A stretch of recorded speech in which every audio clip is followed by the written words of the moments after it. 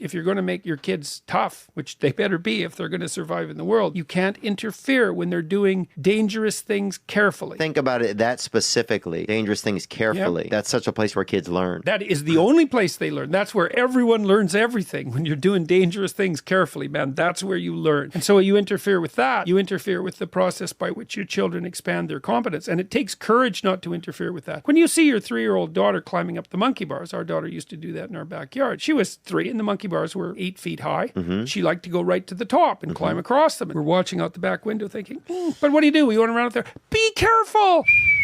Yeah. There's a bit of malevolence in that. Oh, my daughter's worrying me. I'll go out there and take care of her, but I'll startle her. Then she'll fall. Well, that'll fix her. She won't do that again. She won't make me nervous. You got to watch those things. It's not about them, it's about you. Yes, that's for sure. That's what you got to ask yourself. Am I taking care of my child, or am I just afraid to be afraid for them? There's no excuse for that.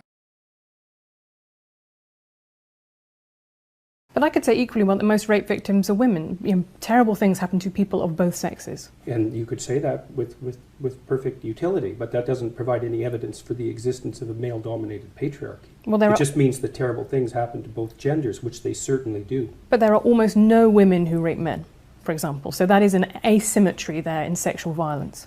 Well, yes, there's an asymmetry in all sorts of places, but that doesn't mean that Western culture is a male-dominated patriarchy. The fact that there are asymmetries has nothing to do with your basic argument. No, but you might equally... This is a trope that people just accept. Western society is a male-dominated patriarchy. It's like, no, it's not. That's not true. And even if it has a patriarchal structure to some degree, the fundamental basis of that structure is not power, it's competence. That's why our society works. So if you're civilized enough so that people don't shun you, and you have people around you, then they're going to be always telling you how to not be too insane. Well, if you're alone, you drift. Right. You drift, Right. you know, and you'll drift in the direction of your biggest weakness.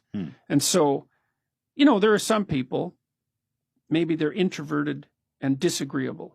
They're not cut out for a lot of social contact, but we're social animals, man, right to the core. Sure. And it's a suboptimal solution for the vast majority of people.